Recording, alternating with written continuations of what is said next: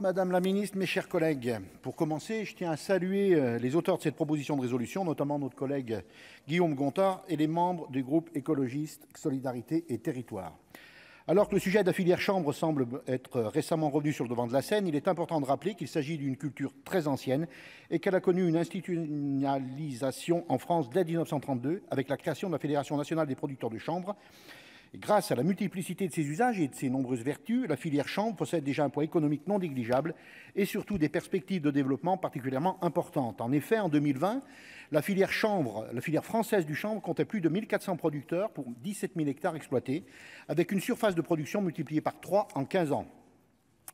Grâce à ce dynamisme, la France est le premier producteur européen de chanvre et le 4e mondial. Et pour une fois, et je pense notamment, et c'est dommage, il est absent aujourd'hui, aux auteurs du récent rapport sénatorial sur la compétitivité de la ferme France, nous pouvons collectivement nous féliciter du dynamisme de cette filière.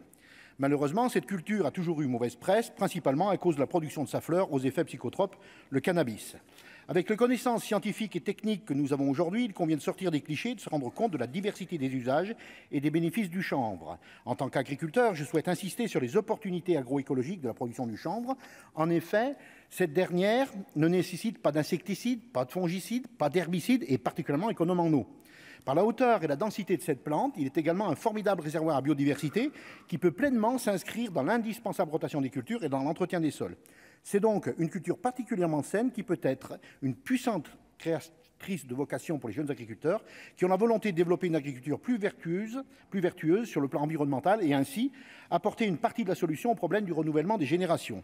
Face aux difficultés économiques que rencontrent de nombreux agriculteurs, le prix de revente de kilos de fleurs CBD à environ 600 € pour l'année 2022 peut également être une opportunité de développement pour le monde agricole. Bien sûr, pour permettre cela, et c'est l'objectif principal de cette résolution, il est nécessaire d'avoir une réglementation adaptée à la filière, notamment en permettant la vente de fleurs et de feuilles brutes et un juste accompagnement par les pouvoirs publics. Sur ces derniers points, je rejoins pleinement les recommandations de la proposition de la résolution, tout particulièrement sous l'ouverture du label agriculture biologique et cette filière et l'obligation de déclaration des cultures pour être en compatibilité avec les obligations de la PAC. Comme pour toutes les filières, la labellisation et la mise en conformité avec les critères PAC permettront de réaliser un cadrage et ainsi d'éviter des dérives qui peuvent être facilement associées à cette culture. Enfin, et sur un plan économique plus global, il est important de souligner que la diversité des usages du chanvre lui permet d'avoir des perspectives de débouchés dans des filières très variées. Mon collègue Gilbert-Luc Devinaz a justement abordé les secteurs du textile et du bâtiment et nous pourrions également citer l'alimentation humaine avec des graines particulièrement riches en protéines, l'alimentation animale avec les graines de chèvrenis et bien sûr la filière papier.